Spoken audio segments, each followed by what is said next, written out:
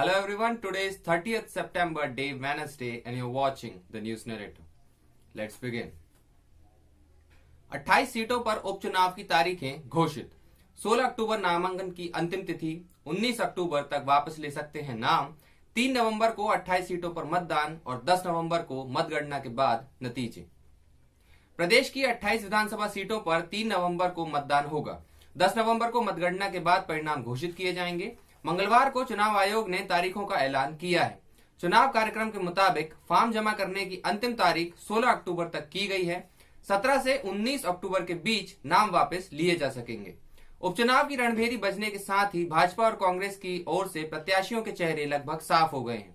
कांग्रेस ने अब तक 24 सीटों पर नाम घोषित कर दिए हैं। भाजपा के चेहरे पहले से तय हैं। 57 सीटों का फैसला भी 10 नवंबर को। देश के 11 राज्यों की 56 विधानसभा और बिहार की वाल्मीकि नगर लोकसभा सीट के चुनाव की घोषणा हो गई है। मणिपुर की 2 विस सीट और बिहार की लोकसभा सीट पर मतदान 7 नवंबर को होगा। बाकी सभी सीटों पर 3 नवंबर को। नतीजे बिहार विस के नतीजों के साथ 10 नवंबर को आएंगे।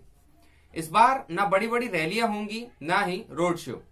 चुनाव आयोग ने संक्रमण से बचाव के लिए विस्तृत गाइडलाइन जारी करते हुए कई इंतजाम किए हैं। इसके तहत नेता बड़ी बड़ी रैलियां, रोड शो और भीड़ के साथ जाकर घर पर प्रचार नहीं कर पाएंगे।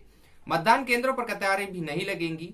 24 घंटे पहले ही केंद्रों में सैनिटाइजर, क्लोरीन सहित अन्य रसायनों का छिड़काव होगा। मतदान केंद्र 1500 मतदाताओं की जगह 1000 पर बनाया जाएगा। 15 से 20 व्यक्ति ही एक लाइन में खड़े हो सकेंगे।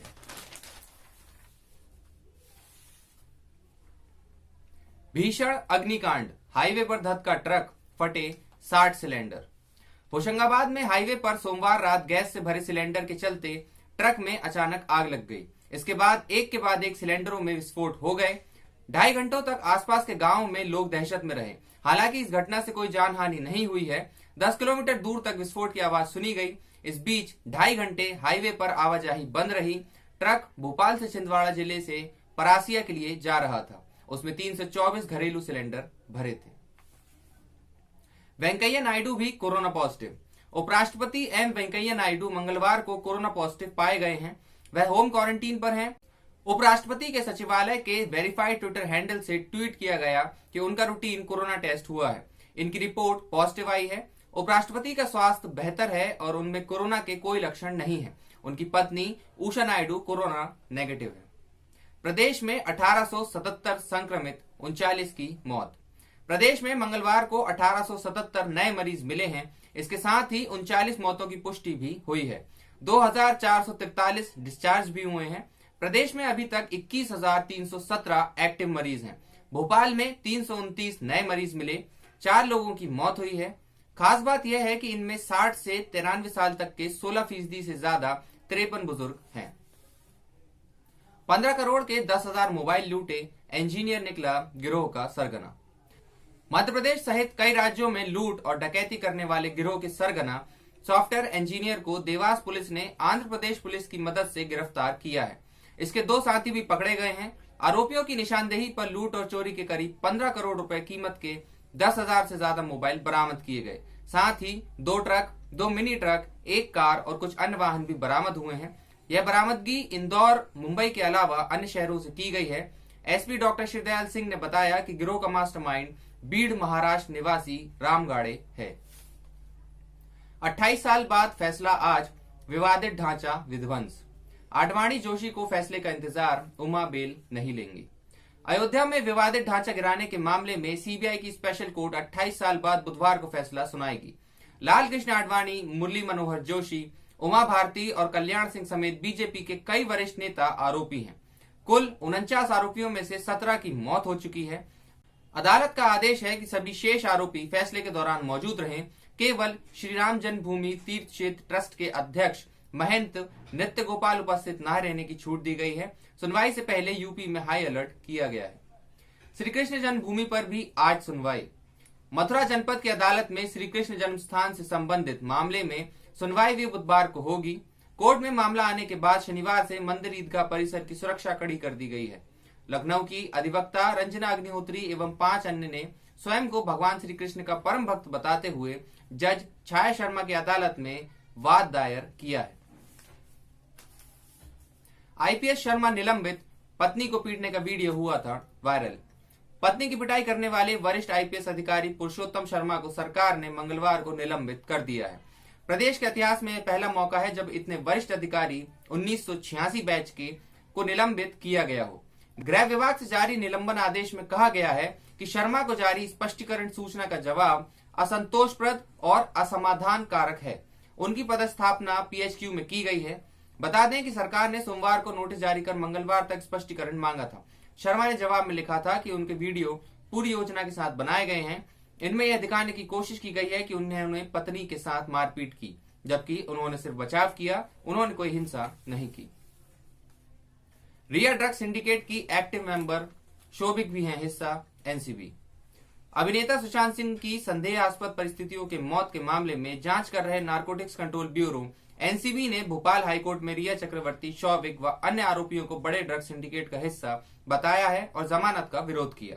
इस मामले में अदालत ने अभी फैसला नहीं सुनाया है। एम्स की सेंट्रल फॉरेंसिक साइंस लैब ने सुशांत की विसरा रिपोर्ट जांच सीबीआई को सौंप दी है। इसमें कहा गया है कि अभिनेता सुशांत सिंह की मौत जहर से नहीं हुई, ड्रग्स को लेकर हुआ था झगड़ा। रिया के वकील सतीश मानशिंदे ने कहा कि सुशांत को ड्रग की लत थी। ड्रग को लेकर ही सुशांत और रिया के बीच 8 जून को झगड़ा हुआ था। रिया का मना करने के बावजूद सुशांत ने ड्रग ली। इसके बाद रिया उनका घर छोड़कर चली गई। मानशिंदे ने बताया कि श्रद्धा कपूर और सारा अली खान ने भी बताया कि सुशांत 2019 से पहले से ड्रग लेते थे। ड्रग खरीदने के लिए रिया ने अपने डेबिट कार्ड से 10,000 रुपए निकाले थे। रिया ने 25 ग्राम ड्रग खरीदी। सुशांत जीवित होते तो ड्रग सेवन के लिए उन्हें सजा हो सकती थी। बच्चों के पोषण पर डाका डालने वालों की लापरवाही सामने आई, पर कार्रवाई नहीं। फिर से दूध खरीदना शुरू। भोपाल में एक्सपायरी डेट के 3.5 क्विंटल स्किम्ड मिल्क पाउडर के मामले में दोषियों पर कार्रवाई के बजाय बच्चों के पोषण के नाम पर दूध खरीदना फिर से शुरू हो गया है। महिला बाल विकास विभाग के प्रमुख सचिव अनुपम राजन को 25 फरवरी को खराब हो चुके स्किम्ड मिल्क पाउडर की शिकायत मिली थी। जांच में 2.5 क्विंटल दूध के पैकेट अगस्त 2018 और 1 क्विंटल दूध के पैकेट नवंबर 2019 की एक्सपायरी के मिले हैं। जो बोरियां गोदाम में मिली हैं उनमें बैच नंबर भी नहीं लिखा था और इस पर जिला कार्यक्रम अधिकारी ने ध्यान ही नहीं दिया। रिपोर्ट में बताया गया कि उन्होंने रिकॉर्ड मेंटेन नहीं किया, जिससे गोदाम में गड़बड़ी होती रही। ऐसे में इन दोनों पर कार्यवाही हो सकती है।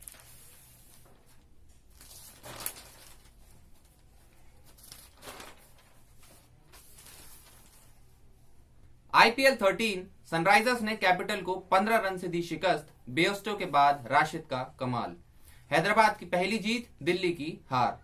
सनराइजर्स हैदराबाद ने दिल्ली कैपिटल्स को मंगलवार को यहां खेले गए आईपीएल 13 के 11वें मुकाबले में 15 रन से हराकर टूर्नामेंट में अपनी पहली जीत दर्ज की। वहीं शीर्ष पर चल रही दिल्ली टीम को 3 मैच में पहली हार का सामना करना पड़ा। टॉस जीतकर दिल्ली के कप्तान श्रेयस अय्यर ने पहले फील्डिंग का फैसला किया। हैदराबाद ने ओपनर जॉनी बेयस्टो के 53, कप्तान डेविड वार्नर के 45 और केन विलियमसन के 41 रन की बदौलत 20 ओवर में 4 विकेट पर 162 रन की चुनौतीपूर्ण स्कोर खड़ा किया। जवाब में दिल्ली की टीम ने 20 ओवर में 7 विकेट खोकर 147 रन बना सकी।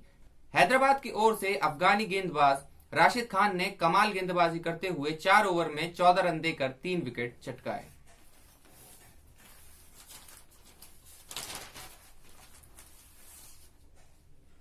कोरोना काल, देश भर में सक्रिय संक्रमितों की संख्या में आ रही है गिरावट। भारत में संक्रमण की शुरुआत के बाद से एक दिन में सबसे ज्यादा केस 17 सितंबर को 93,199 आए थे। उसके बाद से लगातार औसत दैनिक संक्रमण गिरा है।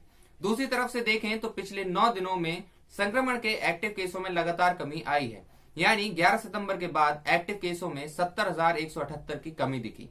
अब देश में एक्टिव केसों की संख्या 9,97,576 रह गई है, जो 11 सितंबर के बाद सबसे कम है। हालांकि इस बीच देश में संक्रमितों की कुल संख्या बढ़कर 61,45,000 से ज्यादा हो गई, लेकिन एक दिन में 84,877 रोगियों को रिकवरी होने के बाद देश में 51 लाख से ज्यादा रोगी स्वस्थ भी हो चुके हैं। कंगना रनौत का बंगला तोड़ने पर मामला। किसी से असहमत होने पर आप किसी का घर तोड़ देंगे क्या? हाईकोर्ट। अभिनेत्री कंगना रनौत के बंगले में मुंबई महानगर पालिका बीएमसी द्वारा की गई तोड़ा कार्रवाई के जुड़े मामले में बॉम्बे हाईकोर्ट ने मंगलवार को शिवसेना सांसद यानी कि राज्यसभा संजय राउत की खिंचाई की है। कोर्ट ने कहा कि राजनेता होने के नाते आपकी जिम्मेदारी बढ़ जाती है। इस तरह की भाषा आपको शोभा नहीं देती। किसी से असहमत होने का मतलब यह नहीं होता कि आप उसका घर तोड़ देंगे। अदालत की टिप्पणी पर वकील अदिति एस ने कहते हुए राउत का बचाव किया कि मेरे मुवक्किल के कहने का मतलब वह नहीं था जो समझा गया। वह कहना चाह रहे थे कि मुंबई और महाराष्ट्र के प्रति याचिकाकर्ता ईमानदार नहीं है। मीडिया में इसका गलत मतलब निकाला गया। राज्य कानून बना सकते हैं, संसद से पारित कानून रोक नहीं सकते, विशेषज्ञ। कृषि सुधार से जुड़े 3 नए कानूनों पर देश भर में विवाद चल रहा है। किसानों के साथ कांग्रेस समेत गैर भाजपा दल इसको लेकर संघर्ष कर रहे हैं। संशोधित नागरिकता कानून के बाद फिर गैर भाजपा शासित राज्यों का केंद्र से टकराव होता दिख रहा है। कांग्रेस शासित राज्यों में इन कानूनों को रोकने की संभावना तलाशी जा रही है। वहीं संविधान विशेषज्ञों ने साफ कर दिया है कि केंद्र व राज्यों के अधीन विषयों पर राज्य संशोधन या नया कानून तो बना सकते हैं, पर संसद से पारित कानून को लागू करने से मना नहीं कर सकते। कृषि स्पष्ट तौर पर राज्य का विषय। संविधान के जानकार पीडीटी आचार्य ने कहा है कि कृषि स्पष्ट तौर पर राज्य का विषय है, जिस पर राज्य ही कानून बना सकते हैं। कृषि पर पहले ही राज्यों ने कृषि उत्पादन और पशुधन विपणन, संवर्धन एवं सुविधा अधिनियम बना रखे हैं।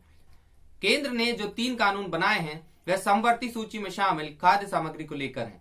अनुच्छेद 254(2) में समवर्ती विषय पर राज्यों को भी अपने कानून बनाने की छूट दे रखी है।